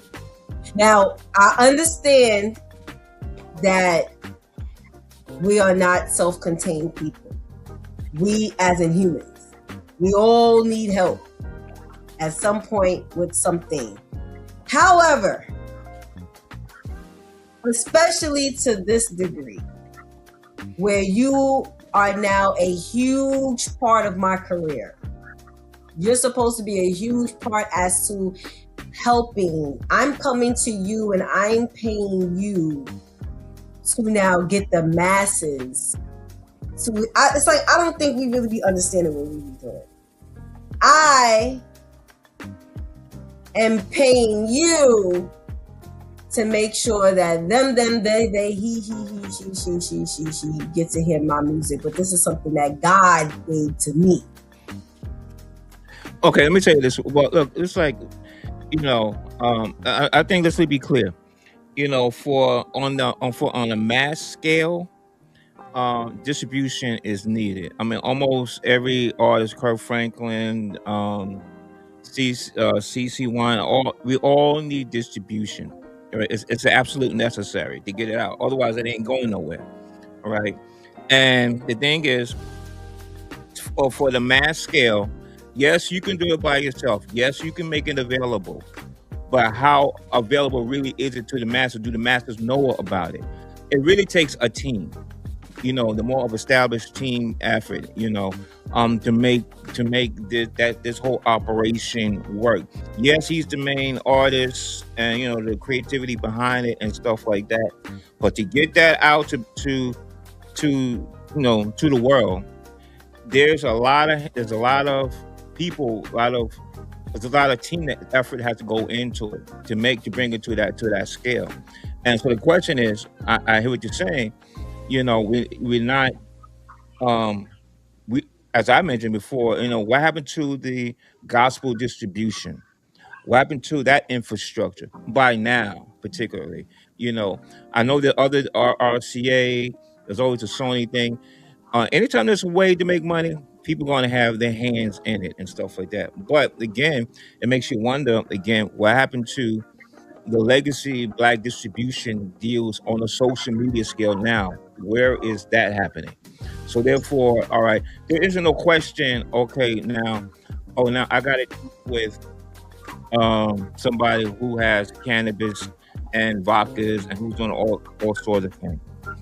You know what I'm saying? So it's like, I think the big question is, where is our own distribution? That's morally correct.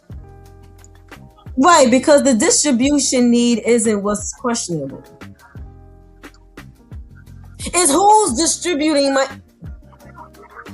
who I'm choosing to distribute what's supposed to belong to me. So we all, in fact, all 4 of us, we're in the business. We're in the performing business. You have to look at it from we're in the business. You know, it's the crossover. You know, I hear Brother Ainley saying, you know, where are the gospel distributions? Yeah, that'd be great. But Jay-Z has a broader, because Marvin Sapp already got the gospel folks. He already got the gospel folks.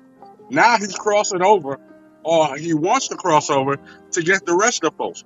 He wants to be the Kirk Franklins, you know what I'm saying, who has the gospel and the world. Because you'll hear Stomp in the club, or you understand what I'm saying? He wants the BB and CC Winans. Now listen, not sure if y'all guys ever did the history about BB and CC Winans, but if you listen to their songs, they never say Jesus. Jesus, right? They right, never right. say God. They never say that. You never hear Jesus or God. So what does that mean? They are a crossover artist. Marvin Sapp needs the Jay-Z to become a crossover artist because he's too churchy. He's too Jesus. He's too God. And he wants to get to the other side. So this is all a business thing.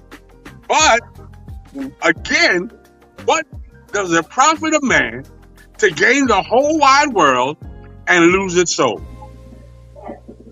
Hey, look, also, don't be surprised, you know, on his album, Jay-Z feature a rap on one of his songs. Yes. Don't be Right. surprised. Don't be Yes. surprised. And, you know, and this opened my eyes to stuff. You know, Pastor Cal and Ainsley, we need to have a conversation. We need to get together and start this gospel distribution thing ourselves. You know what I'm saying? We can do this and keep it on the up and up. You know what I'm saying? That's what Pastor Steph just asked. Why not put your money together and create your own distribution? Absolutely. This is your 17th album. Absolutely. 17. You are not an indie artist. You are a household name already, regardless of the genre. Whether it's Marvin Sapp, the Christian artist, Marvin Sapp, the rock artist, Marvin Sapp, the alleyway artist, you are already known. You don't need anybody to distribute your music, regardless of who it is. You don't need it. But here's the problem, and Pastor Kale just said it. Because I want to be like so-and-so. Because I want to cross over. Let me tell you, from someone who used to frequent the clubs very often, and I could be wrong, and I'll ask the Holy Spirit to correct or confirm. It wasn't Kirk Franklin's intention to get Stomp played in the club. Our neighbors was blasting some music last week. I am blessed every day. And I was like, do you hear what they're playing? And she was like, no. And I started imitating how this gets addressed in the club, how people dance to this in the club. Now, I would be in the club Friday night and the DJ would play that. And then Sabbath morning, the next morning, I'm in church. And now we in there singing it as a hymn. Okay? It wasn't on purpose. This is just because they see that the generation or the people are gravitating to this song, the DJs will play it. The DJs are going to play whatever's going to make them relevant in the club. Because DJs, especially in the popular cities like New York, Vegas, Atlanta, are a dime a dozen. So if I got to play Hindu music to make sure that my name gets booked, I'm going to do it. Okay, so now this gets played in the club. And now because everyone loves Stomp in the club, now when I'm in the house cleaning, I'll play Stomp. But then, he got other songs too. Oh, snap. Now I end up liking his whole album. But it wasn't intentional, especially for a Stomp, which came out in the 90s, to be played in the club in the 2000s. I wasn't in the club in the 90s. I was too young. But by the time I started clubbing in the 2000s, that was not, that it wasn't planned for that. So now here, because you want to cross over, which did God tell you to cross over? Okay. Well, Al's a DJ. He can tell you that. What you doing that, Al? Well, you know, here's the thing. I was waiting for Shontyce to finish. I always say it's about the person and what you stand for. Just to give you a perfect example, you including myself, right? everybody know, I always talked about me playing basketball. And as I got older, I did switch over to coaching, right? Then I got hired by a high school. My name was out there about good coach. I take care of the kids, make sure the kids' grades are good. Um, when the high school wanted to hire me to coach, I couldn't get the job. The reason I couldn't get the job because I don't have a teacher's license. So now what's happening with the PSAL, they've made a deal with the teachers union that only a person with a teacher's license can coach basketball, right? So now I'm like, I don't want to be a teacher, so I guess that's not going to happen. So now what a lot of schools are doing, they're getting teachers to put their name down. Okay, they're getting teachers to put their name down. They'll be put down as head coach, but then I will be able to coach. My thing is with my kids, you have to have an 80 average and higher to play ball. PSAL, you only got to have a 65. So because of my morals, I said I'm not going to do that because that defeats my purpose of what I'm trying to do. So I've had school where we got to teach your name down and you can coach. I'm like, no, I'm not doing that. So that's why I say it depends on what your morals are, what you stand for. I could have been the coach of a high school. I mean, I didn't want coach of the year. I done got crazy championships on all different levels, but I'm not willing to say, okay, you know what, that teacher's name is down, so you know what, I'll go ahead and coach. Because now my kids only got to have a 65. So if I'm saying an 80 and I say they can't play, they go to the rules. Well, I only got to have a 65, and then I go through a whole bunch of drama. And I'm like, no, I'm not doing that. So I won't make that money or do that. So it's about the ground that you stand. And like you said, Marvin Sapp, this your 17th album. You know what I'm saying? It ain't like it's your first album. It's not like people don't know you. So it's about the morals. And it's so sad when they come to that almighty dollar, but people just sell their soul. Yes. And we've been witnessing a lot of this. We've been witnessing a lot of gospel, whether you're a music artist, film, whatever. I want to be linked to, it was the whole thing with Diddy and what's his name? TD Jakes. It's like I want to be linked to who the world deems popular, and it's like if we're supposed to be set apart, we're supposed to be set apart. If we're supposed to be the trendsetters, if we're supposed to be the peculiar ones, why is it that we just always seem to find a way to intertwine ourselves with the other side? Lady Tamika says, we have seen how one rumor can ruin a celebrity, secular or gospel. This is not a necessary evil. There's a lot that you are signing up for that money can't redeem you from. Absolutely, because we ain't heard nothing from TD Jakes since the whole sex party scandal. There were a few headlines of TD Jakes at Diddy sex parties. We ain't hear from him since. Now, whether they were true or not, your name has been associated. Why? Because the main question kept popping up. What were you doing there, sir, after a certain time? When even Denzel has said, after 10 p.m., I'm out. Now, this was a secular person. This same secular person, there was a video circulating on social media of Jay-Z trying to talk to Denzel. And when I tell you, you would have thought Jay-Z killed Denzel's mother, the way he wouldn't even turn around and acknowledge that man.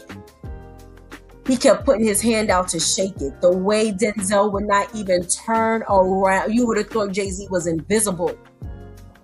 And one of the things people put in the comments was, he knows that by even shaking your hand, that means it looks like I'm coming into agreement with you or something. Even if it's just to say what up.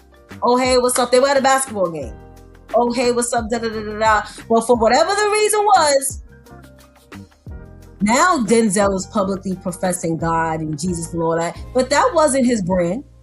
That was not Denzel Washington's brand. For how many years Denzel Washington was popping? Here you came out and this was supposed to be your brand. And now you think you doing something by signing with this person who is tied to demonic forces. Him and his wife is tied to serving other gods. And this is the reason why their success in the world is so high. This is what they're known for. And now you're signing with this, verbally and physically agreeing to be in cahoots with this. As we sign off, gentlemen, please give your thoughts. As Pastor KL said, each of us here, including Pastor Steph, who is on in the back, she's singing in the background. We are all artists in more than one genre. Please give your word of advice to those who God calls his peculiar, chosen, set apart people in regards to how and who we are supposed to bind ourselves to. Brother Al. Yeah, man, if you're proclaiming God and you are serving God, then you have to separate yourself. You know, even as me being an actor, I have got offered certain things. I'm like, no, I ain't doing that. You crazy. You know, it ain't even nothing to talk about. Well, we gonna pay you this and that. Okay, that's fine, but no, sir, I ain't doing it. And and you have to pray and ask God to give you that strength, because the enemy knows. Okay, he knows I'm an artist. I'm an actor, a DJ, and so the enemy also knows. Okay, this is what Brother Al like. Let me send something his way, and we have to understand that the enemy is going to attack us. But then God said He will make the enemies our footstool. You know what I'm saying? So you have to sit there and think about what you're doing and pray to God. Say, if you're not sure, prayer always works. And God is this what you send me to do? Please give me a sign. You know, but you got to separate yourself from it. Don't let that money drag you to hell. Amen. Thank you, Brother Ainsley.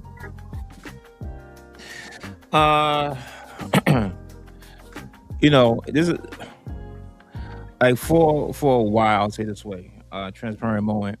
I mean, me and my wife, we had a different opinion about gospel music would intertwine with worldly music. You know, should have played like some worldly music. Or you change the words, put gospel in it. Is that okay? You know, and one of the things we really had to come to terms with for me is that just because you can do something does not mean you ought to do something, or should you do it. Just because you can do it and it makes sense and it may seem harmless, oh, I can make some money, but should you really do it? Is God really behind it? Did you really pray on that? Because once you put it out in the atmosphere, in the air, you can't retrieve it back. So I mean, caution needs to be had, and when you're making these deals, and it can't be just about the money. I think you really need to seek the face of the Lord, pray on this thing, and know without a doubt that He is guiding you to do this or whatever you do. So in all things, you got need to pray and seek His direction. Utterly, number one, and solely. That has to be the focus. Should I do this? Yeah, I can do this if I want to, but Lord, do you really want me to do this? Should I really? I know I can make money, and with the money I can do this. I can build a church. I can do this kind of ministry. I can help the community. Does He really want you to do this? So that's the question. So I think we need to pray in all things that we do. But being an artist, like there's certain things like Brother Al said, there's certain things he's not going to do. There's certain things I won't do. Even back in the before, I didn't really want to deal with rap artists. My thing is, I find it kind of hard. Like on Sunday, I could play 3-4 services, but yet I got some music out with some artists, and he's talking about killing and degrading women. It's very hypocritical, So it just I can't do that. My conscience won't allow me to do that. So the thing is, pray on it. Everything you need to pray and seek God's direction first and foremost. That's it, regardless of the money or whatever, anything else. Thank you, Pastor KL. Well, with me, I guess I'm going to disturb your peace and make you quite uncomfortable, because you would only change and you would only see things from a different standpoint when you become uncomfortable in your situation. I would tell the listeners to stop blaming God for certain open doors. Just because the door is open does not mean it's God. I'm not sure where you live, but every day down here, there's a liquor store that's open every day. Don't mean God wants you to go in there. And a lot of times, we thank God for open doors, thank God for open doors, thank God for open doors. And then, seemingly, when it doesn't work out to how we think it was supposed to work out, we want to blame God. God, how did you let me go through this door? You walked through the door. I had nothing to do with the door. You walked through the door. But because the door was pretty, because the door was tantalizing, and because the door had something on the other side that you was interested in, you walked in there without getting counseling. You did it on your own. A lot of times we get into situations on our own. We don't get advice. This is just what we want to do. I want my money and I want it now. And all money is not good money. I tell people that all the time. When you die, you can't take the money with you. So why are you working 200 and 300 hours? I'm not understanding. And why are you doing certain things that you know is not of God? Here we have a bishop. Now, I'm not sure if y'all understand what bishop is. Your bishop is supposed to be over churches. You're supposed to be leading congregations, not just your church. You're over a bunch of folks. And you think it's okay to entangle with the world. So what are you saying to your people who are still struggling with sin? What are you saying to your people who are still struggling, with all type of stuff, with fornication, with lying, with stealing? What is the difference? There is no greater sin. The only sin that you can't come back from is suicide. So what are you saying to your people while you're doing this, and you're doing it in an open forum, and now you mad at me because I'm sleeping with Susie? There's no difference. Oh gosh. Thank you so much, gentlemen, for, as always, as Pastor Steph loves to emphasize, taking us into such a thought-provoking weekend. You gentlemen made some really good points, asked some really good questions that really makes us consider not just other people's decisions, but our own. Thank you guys so much, and we pray that you have a blessed weekend. Yeah, be good. Enjoy your weekend. Thank you, guys. Hey, real quick before we go, you guys make sure you pray for me. I go in for my surgery on Tuesday, my hernia surgery in my stomach. So y'all keep me in prayer.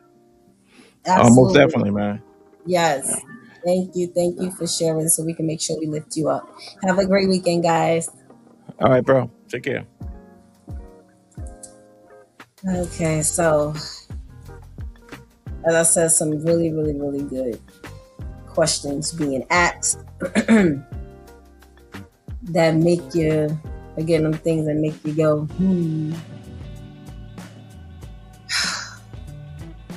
I know it seems like we meaning God's people, none of us are perfect. For those of us who are striving to really get this thing right, we each have our own level of perfection that God knows we can get to. So you may be able to reach a higher mark than I am, but that doesn't mean that I can't be great as well. And if God knows that I can get to 93%, but I'm okay with operating at 70%, I get charged for that. Because he knows that my great is 93%. And your great could be 103%, but you're okay with settling and moving on 93%. No. As it was just stated, there is no way, and it's, again, with these titles, man, these titles, and do we understand what these titles mean? This is why God has us big on definitions. Because when we think we know what these words mean, we really don't know. I'll tell you, the word could be A, and the Holy Spirit will be like, look that up. And I'm like, A? Yeah, look it up. Meditate on that. Because it's not until, like God tells us in his written word, meditate on my word, that he can really speak to us and give us that conviction. No one else is able to give that conviction but God. Only Jesus, only the Holy Spirit can convict us. I can have the responsibility of assisting and guiding you to the word, of assisting and showing you how to read, maybe showing you how to study, maybe showing you what it looks like to live a more committed life. But I can't convict you. I just don't have that kind of authority. And to be honest, I'm happy I don't, because that's just extra pressure, extra time. That means extra kindness, extra long suffering. It's already a lot with assisting God and showing yourself some things. Let alone when you got to show other people. Okay, and like it was stated, I don't think Marvin Sapp understands what he's showing to the masses. Jay-Z has his own level of success.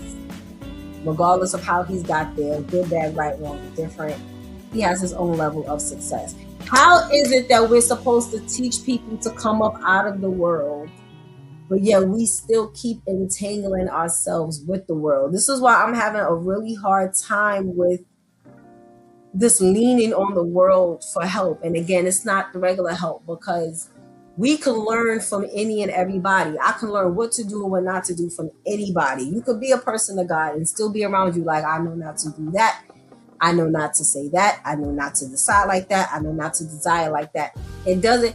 At the same time, we do way too much leaning on the world. Way too much leaning. God has deemed me a certain level of success. Why am I now going to the world to help me reach another level of success? It was said, well, you know, he wants to cross over. Is it meant for you to cross over?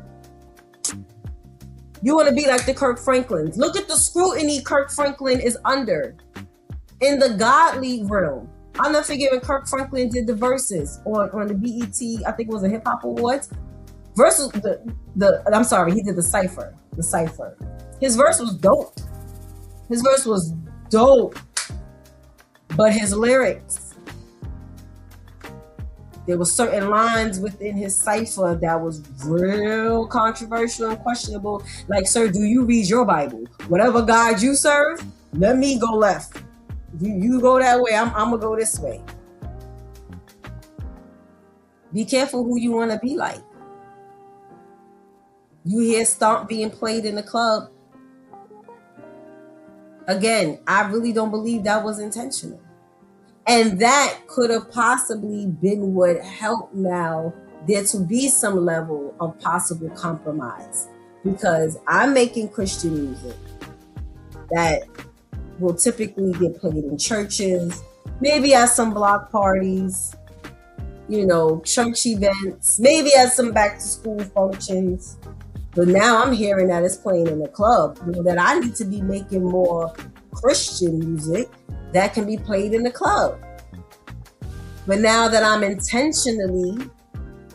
possibly intentionally trying to make more Christian music that can be played in the club, is it really Christian music? Can I really label it Christian music? See, again,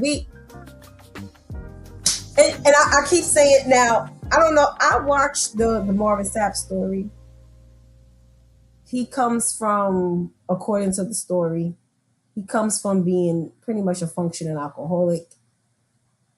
You know, so I can't say because you were a drinker, you weren't a square in the world. But see, things like this have me question, like, what kind of person were you in the world before God called you? Were you whack? Because when you know what it is to, like, always be in something in the world, and now God pulls you out of the world, even when he says, I'm going to put you on a platform that you're not of the world, but when people see you, you can be useful. You don't clamor to still be of the world, because you already know what it is to be of the world. I already know what it is to party literally every night, drink all the time, become a functioning alcoholic and not know it, to be sexing randomly, to be an angry person, to be loving until. I already know what that life is like. I'm good. I'm okay. And you know, yes, like everyone else, I have my moments and God has to remind me, excuse me, ma'am, you're no longer like that. What are you doing? But to really sit and plan my life around, I already know what that's like. If my music, if God told me I could go back to music right now and it never gets played in a club, I'm alright. I know what club music sounds like. I know what it sounds like. I know what it sounds like to hear music come loud through the speakers. And the vibration bounce off the bar. And I already know what it is. I already know what it is to perform with rappers. And be clamoring to get signed and be clamoring to be around the people who have made it. I know what that's like. I'm good. When I see stuff like this, I really always ask, like, how whack were you before God called?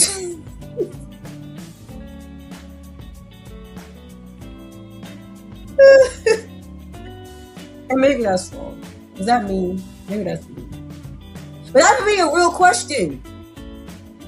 Like, you must have been a square. Because God has set you up to be amazing. But you want to be basic. How many people are not rap moguls? Philanthropists. Jay-Z ain't the first one. Russell Simmons took that title and knocked it out. The only difference is Russell Simmons wasn't a rapper himself, but he done already did the thing with Def Jam. He done already set the tone. Like, come on, what we doing? Stop looking at people like they Adam and Eve. He's not the first person to do this. Stop. You would have did better trying to sign with Def Jam. Trying to sign with I don't even know if Russell Simmons said. What are you doing? But you would have been better trying to get him. If you trying to go secular.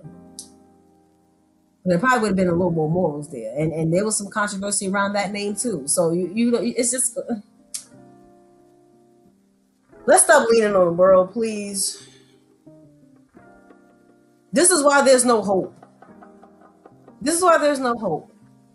Because when we look out into the world, when God says, "Come to me," and we look out into the world as to all the people who were supposed to have already gotten the message, "Come to me," and we see that they said, "To hell with you, we're going over here." We're held responsible for that. Like, all jokes aside, like, I don't think we really meditate on that part. We're held responsible.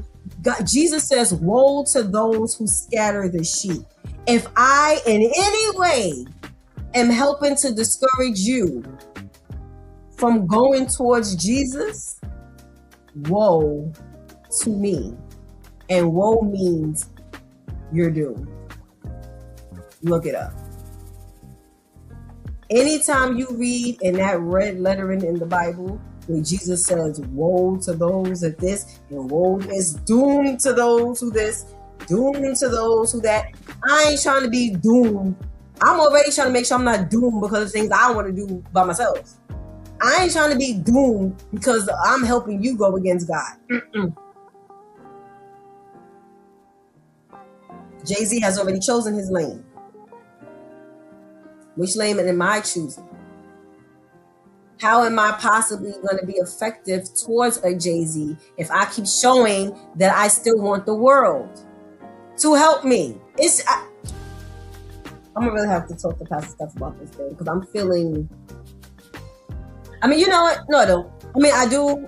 I'm gonna talk to her anyway because I talk to her about pretty much everything. But I really feel convicted about this, and I'm feeling the conviction becoming stronger and even stronger and even stronger about a few things. But we're talking about this right now. Stronger. Stop. Like, I don't want to go to the world for help. I don't.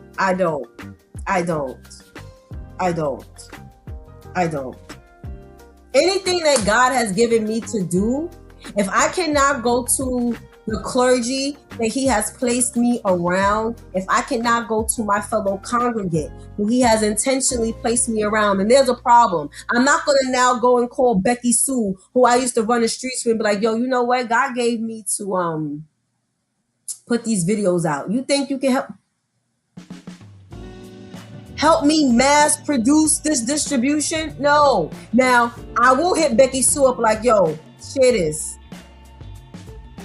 Yeah, because we getting this out. But for you to be the reason why it's out, What we doing?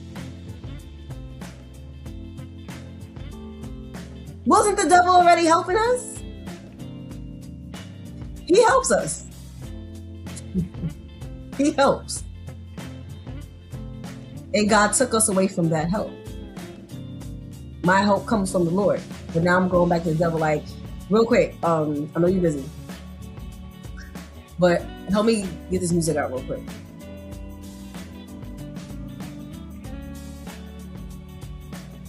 We gotta become better in life, y'all. We gotta become better. That's why those of us who are already like content creators and I gotta find another term for that. But for those of us who are creative under the Lord, we really have to be the ones that's out here making it happen, and we gotta be the ones that's popping in our modesty, because look at mainstream. We gotta do better, y'all. We have to do better. And in the name of Jesus, we will do better, because this can't be it. And it's not it. So instead of focusing on what mainstream is not doing, how about we focus on who God says we are and focus on mastering that, so that we can now become an inspiration to everyone else that God is calling in addition to us. Amen? Amen. You've been watching It's Due Time with Pastor Steph. Join us live right here on Facebook, Instagram, and YouTube Live, Monday through Friday morning, 7 a.m. to 9 a.m. Eastern Standard Time. Make sure you hit that red subscribe button so that you get notified each time we go live. It's Due Time with Pastor Steph. It's not the only popping show on this channel. Many others. Brother Ainsley and I spoke of one of them, My Two Cents, our film and TV critique show. That's also live on Thursdays, 7:30 p.m. Eastern Standard Time. It is hilarious. It is great. We review things and we learn to appreciate it, appreciate the craft, and understand how some things have heightened and some things have plummeted. But God is ensuring that we're all well-rounded. So make sure that you tune in. Make sure that you go back. Have you made contact with Pastor Steph? I'm gonna ask her. Let her know that you miss her. Let her know that you're sending her your thoughts and your prayers. Thank you so much for being with me yesterday morning and this morning, allowing me to assist you with getting your morning started off right. God spares, we will be back on Monday, and I may be here with you again on Monday, God spares. So again, if you haven't already, hit that subscribe button, hit that notification bell so that you don't miss out. I know coming off the weekend, we now have to shake the Monday morning blues. So sometimes you may forget to set those alarms and those reminders. But if you subscribe, YouTube does it for you, okay? Make sure that you focus on things that are above around Jesus, because that is where the real action is, and not focus on things that are here on the earth, because as we just got finished emphasizing, it only serves as a distraction. Remember how prayer changes everything. It's Shontyce signing off with you. Thank you so much again for entrusting me, guys, and being with us. And thank you to the men for taking us into yet again another thought-provoking weekend. And we pray that you have a blessed weekend. Until Monday, God spares. I love you.